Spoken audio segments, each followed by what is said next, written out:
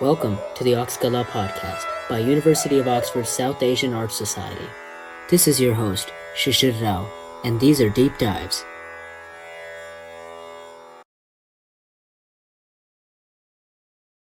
In many presentations of that you have conducted based on your music and Kishori Ji's music, you discuss the idea of how one should present the raga, yes, and present the beauty within the raga, yes, but how specifically Kishoriji sometimes, at times, used to take liberties with the actual strict regulations, the grammar of the raga, whilst presenting these ragas. And you have said that she took liberties where she found beauty. Kishoriji found beauty in particular places. And even though they might not be in strictest adherence to the rag grammar, she went along the way and explored those phrases, explored those rastas. I guess the question I'm coming to is, how do we stay within some version of the raga, but still exercise liberties? Or is there a bad way of exercising liberties, maybe? Well, it's quite a detailed and long question. I will begin by saying that there is really no universal definition of the purity of a rag. If you strictly go by musicological books or let's say past discourses, you will find a given theoretical structure of a rag in a book like Bhatkande's books, for example. You will find the Aroha, the Avroha, the Chalan, the Vadiswar, Samvadiswar, etc. Mm. Now that's just a technical description of the basic structure of the rag. But you will find that between the different gharanas or schools of music that we have evolved over time, there are differences for a given raga of presenting its structure, the nuances that the doyens and the founders of every gharana might have conceived through their own artistic expressions. So I call these inter-gharana differences of a given rag. And then I devise another term called intra-gharana differences, which means that in a given gharana, in a given school of music, you do find amongst the exponents of that particular gharana slight variations in their interpretations of that same given rag.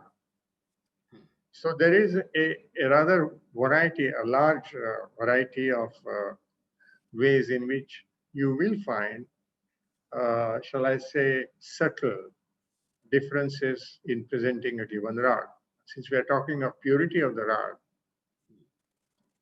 Now,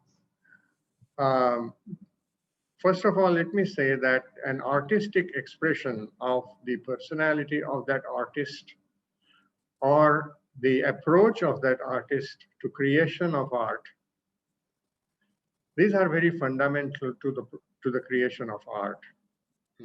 After all, art is not a robotic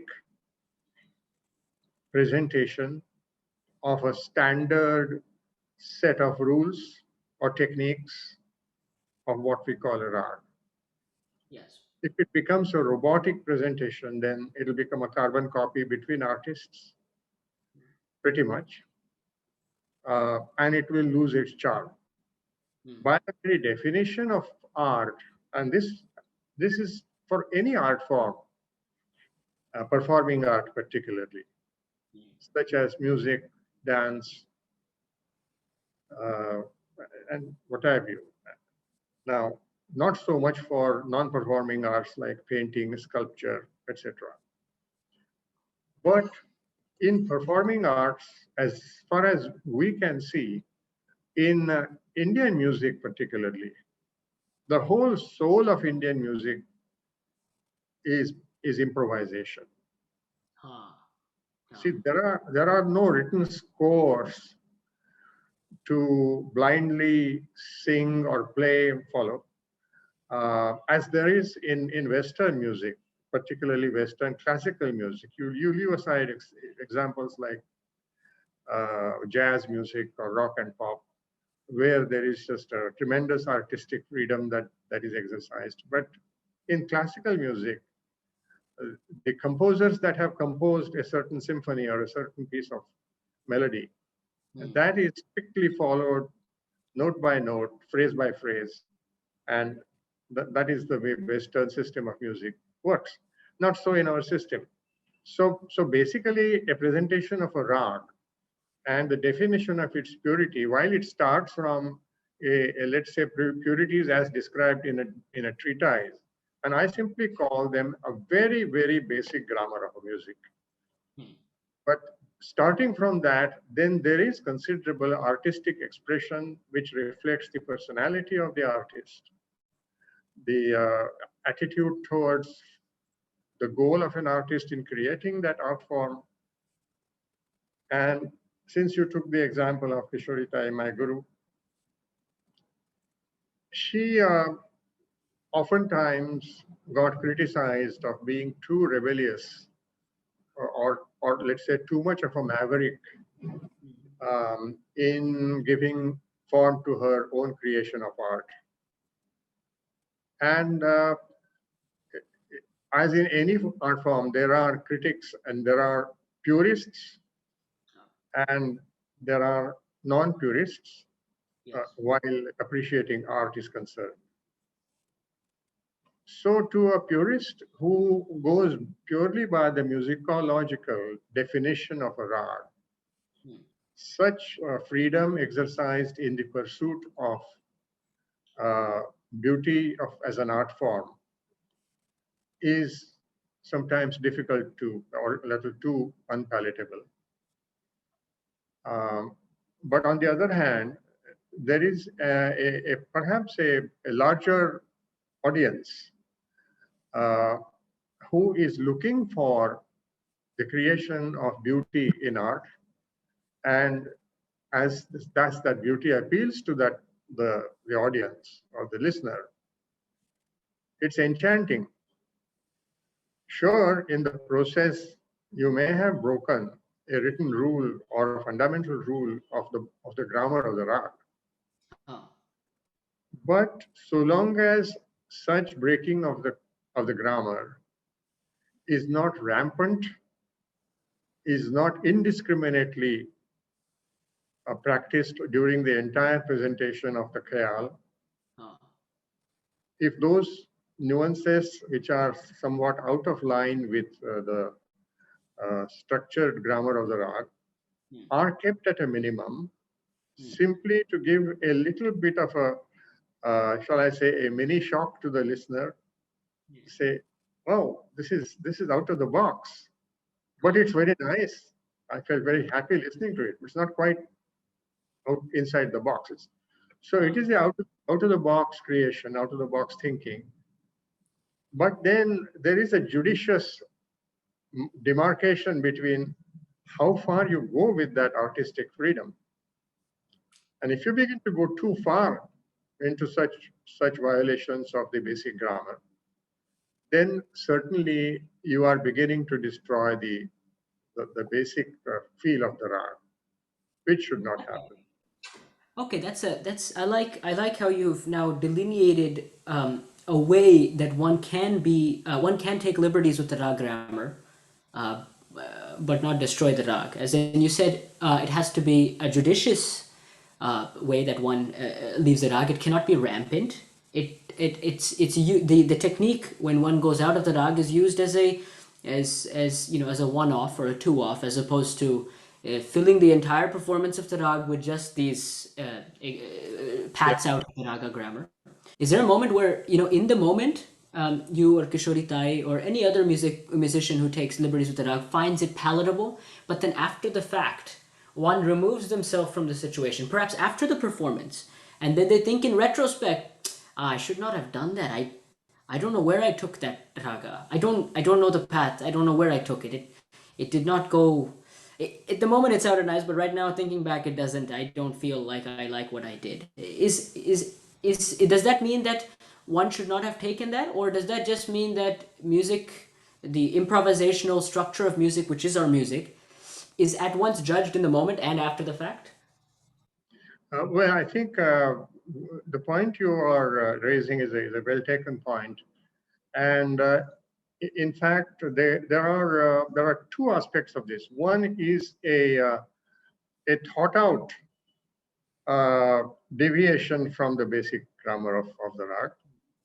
And second is an impromptu, on the spot, just happening as if Yeah.